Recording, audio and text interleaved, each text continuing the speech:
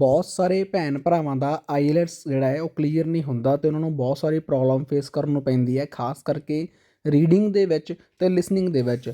Writing ਅਤੇ speaking ਤਾਂ ਉਹ ਔਖੇ ਸੌਖੇ ਕਰ ਹੀ ਲੈਂਦੇ ਆ, ਪਰ ਜੇਕਰ ਆਪਾਂ ਗੱਲ ਕਰਦੇ ਹਾਂ ਰੀਡਿੰਗ ਦੀ ਅਤੇ ਲਿਸਨਿੰਗ ਦੀ, ਤੁਸੀਂ ਸਕਰੀਨ ਦੇ ਉੱਪਰ ਰਿਜ਼ਲਟ ਦੇਖ ਸਕਦੇ ਹੋ ਸਟੂਡੈਂਟ ਦਾ। ਲੈਫਟ ਐਂਡ ਰਾਈਟ ਤੁਸੀਂ ਸਾਡਾ ਇੰਸਟਾਗ੍ਰਾਮ ਪੇਜ ਵੀ ਦੇਖ ਸਕਦੇ ਹੋ, ਜਿਸ ਦੇ ਉੱਤੇ ਅਸੀਂ ਕੈਨੇਡਾ ਦੀ ਹਰ ਇੱਕ ਅਪਡੇਟ ਅਪਲੋਡ ਕਰਦੇ ਹਾਂ ਅਤੇ ਪਲੱਸ ਸਟੂਡੈਂਟ ਦਾ ਰਿਜ਼ਲਟ ਵੀ ਸ਼ੇਅਰ ਕਰਦੇ ਹਾਂ। ਜਿੰਨੇ ਵੀ ਸਟੂਡੈਂਟ ਸਾਡੇ ਕੋਲੋਂ ਪ੍ਰੈਡਿਕਸ਼ਨ ਅਤੇ ਉਸ ਦੀ PDF ਲੈਂਦੇ ਆ, ਜੇਕਰ ਕਿਸੇ ਵੀ ਸਟੂਡੈਂਟ ਨੂੰ ਲਿਸਨਿੰਗ, ਰੀਡਿੰਗ, ਰਾਈਟਿੰਗ ਅਤੇ ਸਪੀਕਿੰਗ ਦੇ ਵਿੱਚ ਪ੍ਰੋਬਲਮ ਆਉਂਦੀ ਹੈ, ਤੁਹਾਨੂੰ ਪ੍ਰੈਡਿਕਸ਼ਨ ਅਤੇ ਉਸ ਦੀ PDF ਚਾਹੀਦੀ ਹੈ, ਘਰੇ ਬੈਠ ਕੇ ਤੁਸੀਂ ਤਿਆਰੀ ਕਰ ਸਕਦੇ ਹੋ ਵਿਦਨ 15 to 20 ਡੇਜ਼। ਜੇਕਰ ਤੁਸੀਂ ਦਿਲੋਂ ਮਿਹਨਤ ਕਰੋ ਤਾਂ ਤੁਸੀਂ ਆਪਣਾ ਐਗਜ਼ਾਮ ਕਰੈਕ ਕਰਕੇ ਸੇਮ ਉਵੇਂ ਦਾ ਰਿਜ਼ਲਟ ਲੈ ਸਕਦੇ ਹੋ ਜਿਵੇਂ ਨਾ ਤੁਹਾਡਾ ਇੱਕ ਡਰੀਮ ਹੈ, ਜਿਵੇਂ 7.5, 8, 9 ਬੈਂਡ। ਪ੍ਰੂਫਾਂ ਦੀ ਗੱਲ ਕਰੀਏ, ਪ੍ਰੈਡਿਕਸ਼ਨ PDF ਦੇ ਵਿੱਚੋਂ last time 100% same reading, 100% same writing ਅਤੇ ਸਪੀਕਿੰਗ ਆਪਾਂ ਨੂੰ ਦੇਖਣ ਨੂੰ ਮਿਲੀ ਹੈ। ਉਸ ਦੇ ਪ੍ਰੂਫ ਤੁਹਾਡੀ ਸਕਰੀਨ ਦੇ ਉੱਪਰ, ਰਿਜ਼ਲਟ ਤੁਹਾਡੀ ਸਕਰੀਨ ਦੇ ਉੱਪਰ ਆ। ਜਿੰਨੇ ਵੀ ਸਟੂਡੈਂਟ ਸਾਡੇ ਕੋਲੋਂ ਪ੍ਰੈਡਿਕਸ਼ਨ ਲੈਂਦੇ ਆ, ਆਪਣੀ ਚੈਟ ਸ਼ੇਅਰ ਕਰਦੇ ਆ ਸਾਡੇ ਨਾਲ, ਅਤੇ ਉਸ ਤੋਂ ਬਾਅਦ ਉਹਨਾਂ ਦੇ ਬਹੁਤ ਵਧੀਆ ਆਪਾਂ ਨੂੰ ਬੈਂਡ ਸਕੋਰ ਦੇਖਣ ਨੂੰ ਮਿਲਦੇ। ਜੇਕਰ ਤੁਹਾਨੂੰ ਵੀ ਚਾਹੀਦੇ ਆ ਤੁਸੀਂ WhatsApp ਕਰ ਸਕਦੇ ਹੋ। You will hear a number of different recordings, and you will have to answer questions on what you hear. There will be time for you to read the instructions and questions, and you will have a chance to check your work. All the recordings will be played once only. The test is in 4 sections. At the end of the test, you will be given 10 minutes to transfer your answers to an answer sheet. Now turn to Section 1. Part 1. First, you have some time to look at questions 1 to 4.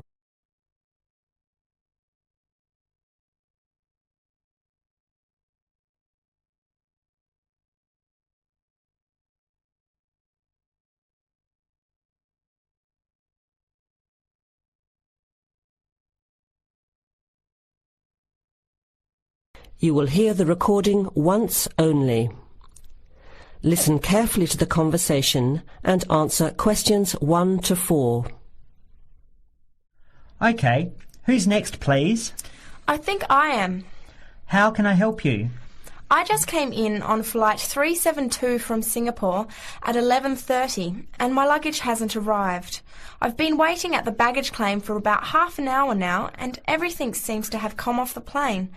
The conveyor belt has stopped and all the passengers have gone. So I came here to find out what has happened to my bag. Can I see your ticket, please? Here it is. So you came from Hong Kong today and changed planes in Singapore, right? Yes, the connection in Singapore was a tight one. The plane got in late and I had to rush to get to the next flight. That's the problem right there. There wasn't enough time to get your bags onto the connecting flight. Normally Singapore Airport is very efficient. Now, I need you to fill in these forms. Your name? Jenny Lee. Address? I guess you want my address here. I'm staying with relatives. Just a minute, I'll have to look it up. It looks like 583. No, it's 533 East 67th Street in Riverside. Do you have the phone number there? Yes, I do. It's 93014269. So you came in on Qantas flight 392. Do you know the number of the flight out of Hong Kong? Let me see. I think it was Cathay Pacific 900 or something. Oh yes, it says here, CX912. Before you hear the rest of the conversation, you have some time to look at questions 5 to 10.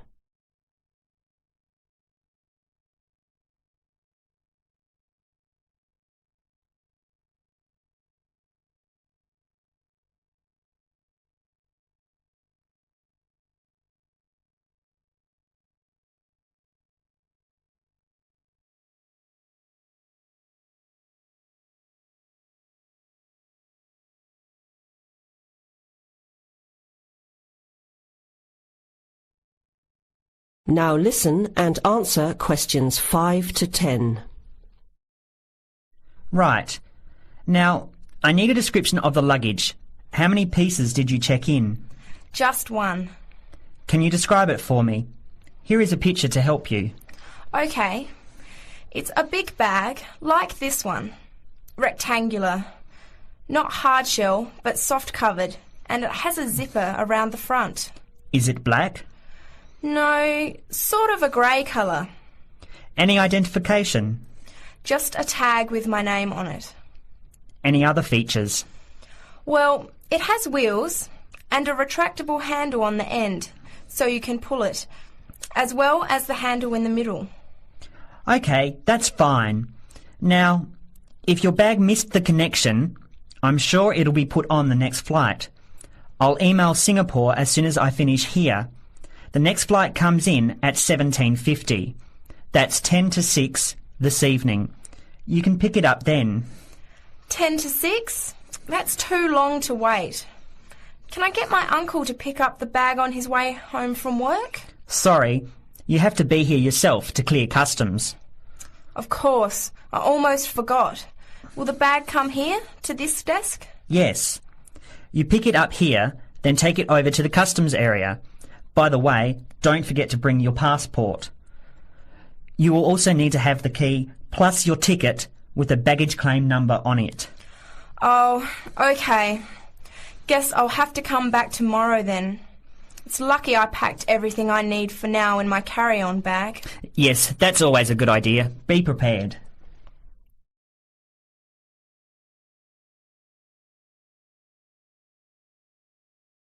That is the end of part 1. You now have half a minute to check your answers.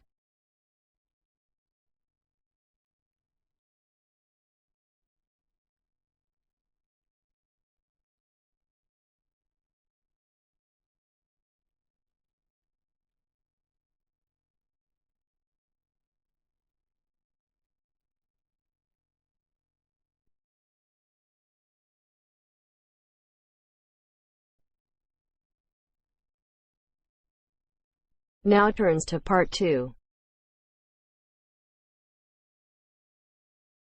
Part 2.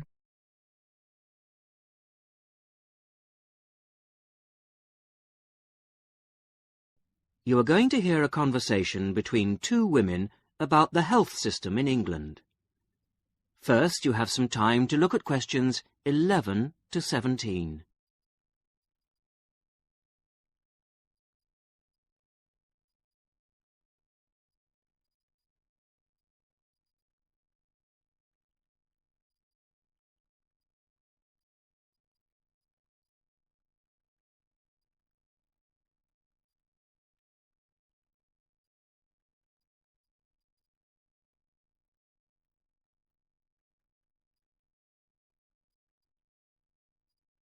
Now listen to the first part of the conversation and answer questions 11 to 17. Hello, Mrs. Sutton. Come in. How are you settling in next door? Have all your things from Canada arrived yet? I thought I saw a removals van outside your house yesterday afternoon. Yes, they came yesterday. We spent all day yesterday arranging them. It's beginning to feel a bit more like home now. Oh, that's good. Look, come in and sit down. Are you all right? You look a bit worried. Well, I am a bit. I'm sorry to bother you so early, Mrs. Smith, but I wonder if you could help me. Could you tell me how I can get hold of a doctor? Our daughter, Anna, isn't very well this morning, and I may have to call somebody out. She keeps being sick, and I am beginning to get a bit worried. I just don't know how the health system works here in England. All I know is that it's very different from ours back in Canada. Well, I don't know really where to start. Let me think. Well, the first thing you have to do is find a family doctor. Mm-hmm. Sometimes we call them general practitioners as well. Right. And register with him or her. If you live here, you've got to be on a doctor's list. If you're not, things can be a bit difficult. Nobody will come out to you if you're not registered. Anyway, they work in things called practices. Sort of small groups of family doctors all working together in the same buildings. Now, what you've got to do this morning is register with one of them. There are 2 practices near here, so we're quite well off for doctors in this part of Manchester. There's the Dean End Health Centre, about 10 minutes walk away, and there's another practice in South Hay. That's about 5 minutes away, going towards the town centre. We're registered at the Dean End one, but they're both okay. There are about 6 doctors in our practice and 4 in the other, so ours is quite big in comparison, and the building and everything's a bit more modern. South A is a bit old-fashioned, but the doctors are okay. Their only problem is that they don't have a proper appointment system. Sometimes you have to wait for ages there to see someone.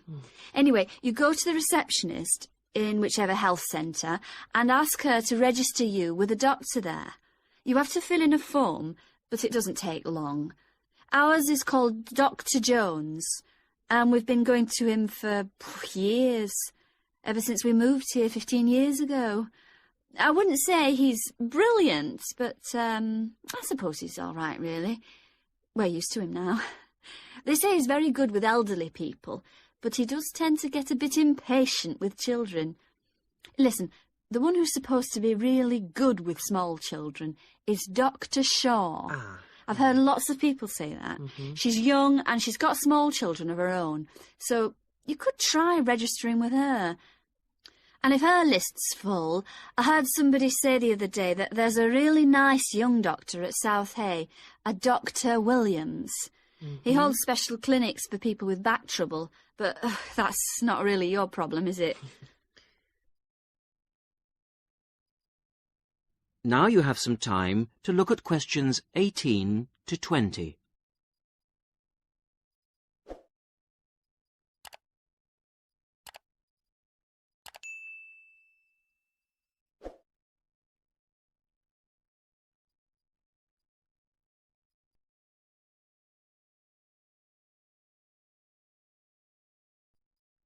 Now listen to the rest of the conversation and answer questions 18 to 20.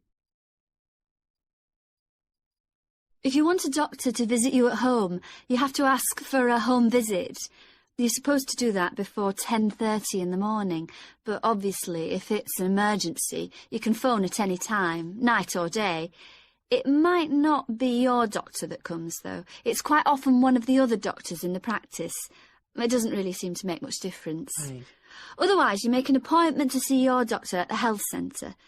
You usually get seen the same day. Not always, of course, but usually, as I say. They hold surgeries between 9 and 11:30 every weekday, and from 4 to 6:30 Monday to Thursday. Saturdays are only for emergencies. When the doctor sees you, he gives you a prescription. He writes what medication you need on it, and you take it to a chemist's shop. There's one opposite the centre. If it's for a child under 16, you don't have to pay, so if it's for Anna, there's no problem.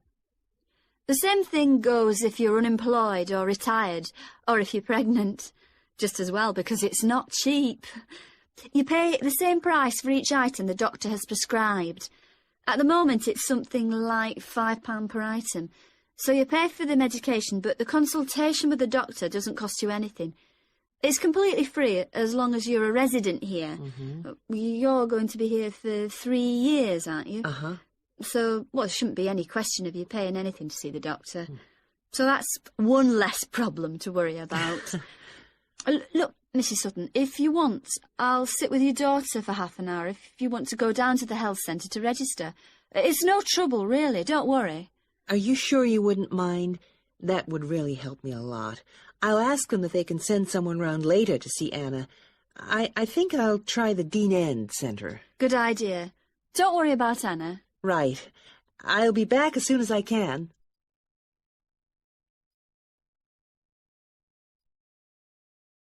That is the end of part 2. You now have half a minute to check your answers.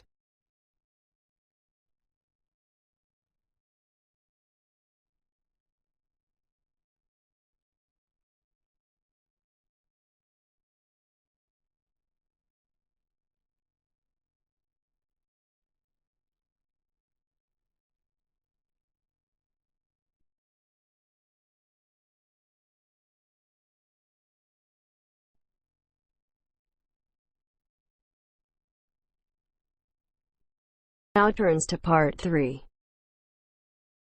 Part 3. You will hear a group of students, Henry, Joe, Nancy, and Gordon, discussing changes to their work experience placement arrangements. First, you have some time to look at questions 21 to 26.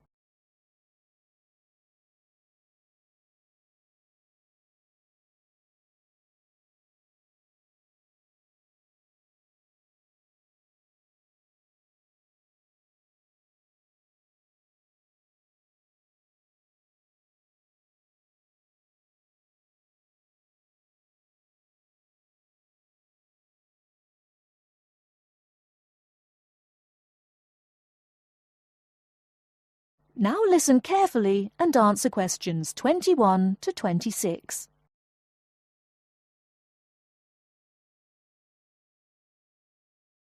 Look, there's the notice that Professor Jones told us he'd be putting up confirming the details of our work experience placements. But I thought that was already arranged. No, he said he'd have to check with the companies that the days we preferred were okay for them. Let's see if any have changed. Teresa's not here today, but her name's first. It says the Uni Bookshop, Friday mornings starting on the 23rd of March. So nothing's changed. I'll let her know. What about Manuel? He's not here either. Is he still going to the music store in the high street? If it's mainly music, yes, he's still down for that on Friday afternoons starting on the 9th. The day's different. It's changed from Tuesday mornings, but that's okay. I'll tell him. He'll really enjoy listening to music all day. Now, where's my name? Henry. Here it is. I'm going to the beauty shop, and I said I preferred Thursday afternoons. Oh, good, that seems okay. And my start date hasn't changed either. Joe, what day did you opt for? I'm going to Highway Hotels on Monday mornings. Yes, that's okay. And starting on Monday the 12th of March. Oh, has that been changed? Okay, I was scheduled to start the week before. I'll just make a note of that. What about me, Henry? Have I still got the Explore travel service on Wednesday mornings? Just a minute. Where's your name? Let's see. Nancy. Okay, here it is. Explore travel on Wednesdays, yes, but afternoons, and starting date is Wednesday the 14th of March. Has the date changed? No, not the date, just the time, which is fine. I'll get to sleep in. You lazy thing, Nancy. Chris's name is next on the list. Gorgeous Gowns Fashions. What a name. Yes, it sounds good, doesn't it? I'm hoping he'll bring me some free samples. So, has he still got Wednesday mornings? Yes, Wednesday mornings starting on the 14th of March. Okay, I'll tell him when I see him tonight that his arrangements haven't changed. Gordon, what about you? I chose that software company that makes computer games. I can't remember its name, but I asked for Tuesday afternoons. Oh, yes. Here it is. Games to go on Wednesday mornings. There's a note here saying they have their weekly staff meetings on Tuesday afternoons, so that wouldn't be much use to you. That's why they've changed it to Wednesdays, starting on the 21st of March, so you can see their working setup. Okay, I'm glad they've changed it. I don't think I'd want to sit through a meeting every week. Before the conversation continues, you have some time to look at questions 27 to 30.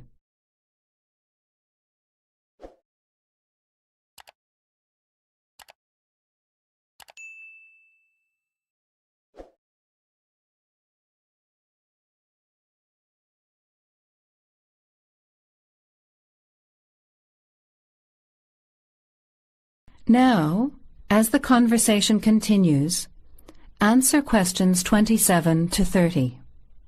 Can someone remind me what time we have to get to our placement in the afternoons? It says here, mornings start at 9 a.m. and afternoon sessions at 1 p.m. Oh, that's a shame.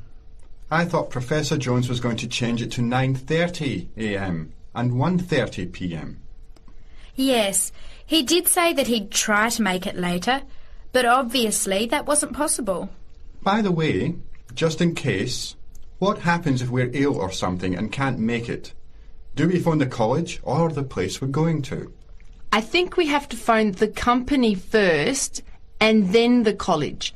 Didn't you get the information sheet about work experience at our last seminar? No, I missed it because I had to go to the dentist. What else did it say? Well, we have to do a total of 24 hours altogether. So if we miss one of the arranged sessions, we have to organise another time to make up the hours. And he gave us details of the presentation we have to give about our work experience. Oh, really? What do we have to do? In week 10, we each have to give a presentation to the class about the company we've been with. It's 30% of our final mark for this subject, so it's going to be a lot of work. Yes, he's expecting us to do a lot of research while we're there so that we can outline the history of the company, its management structure, number of employees, other branches, etc. And he said we should use lots of visuals such as diagrams and flowcharts during the presentation. Yes, and we should also include what we did each week, the different departments of the company or positions that we observed, and try to relate what we saw to our studies so far. He gave examples like management style, accounting systems, information technology, and so on. You were right. It sounds like lots of work. That is the end of part 3. You now have half a minute to check your answers.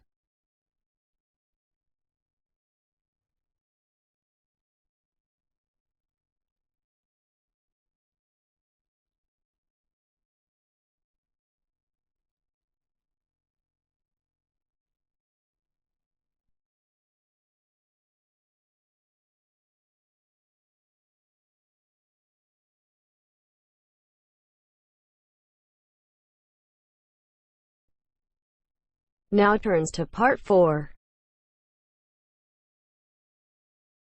Part 4. You will hear a talk from a series of lectures on the survival of our planet. Professor Samson talks about endangered species of flora and fauna. First, you will have half a minute to look at questions 31 to 40.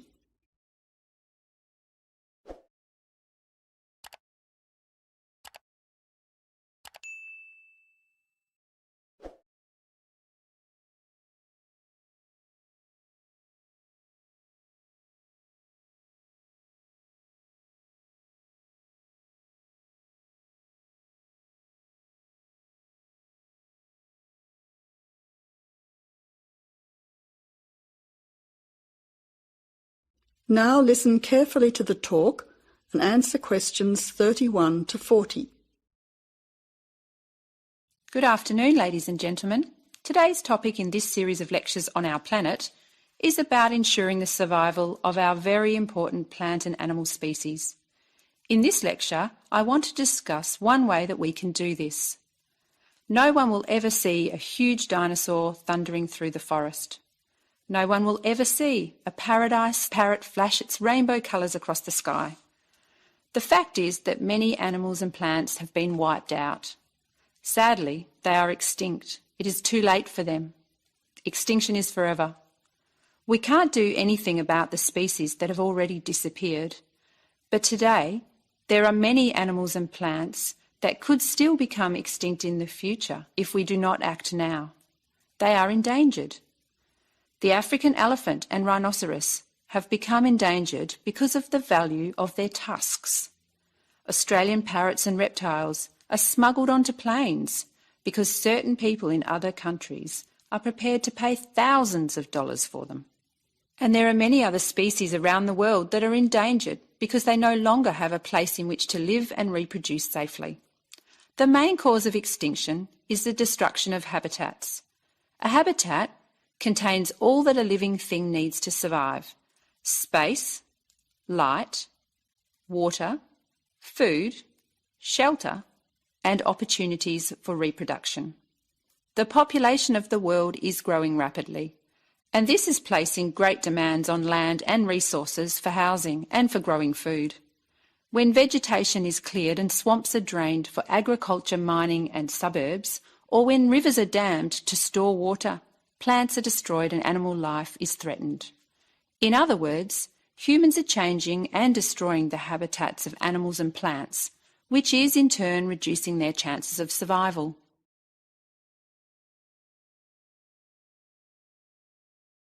So how can we conserve habitats and help save endangered species?